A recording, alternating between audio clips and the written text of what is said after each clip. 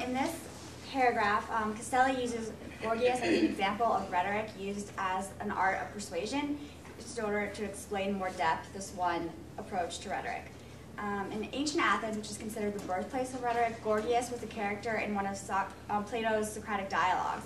And in these dialogues, there's usually a rhetorician versus the philosopher, and the rhetorician uses persuasion, whereas the philosopher uses his rhetoric skills to refute the persuasion.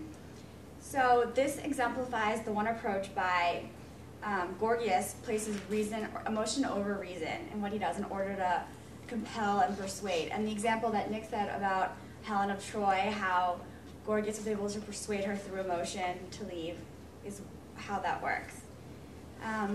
One of the big things that Gorgias does is makes the lesser argument the greater, which is abusing emotion in order to persuade again.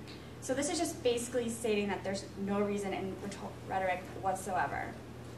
And in the passage he says, "Speech is a powerful lord. It can stop fear, banish grief, and create joy and nurture pity." And this just shows the ability that rhetoric can have to transform emotions and to compel and to persuade. So it's basically a short paragraph, but it has a lot of good information in it about the origin of rhetoric uses the art of persuasion.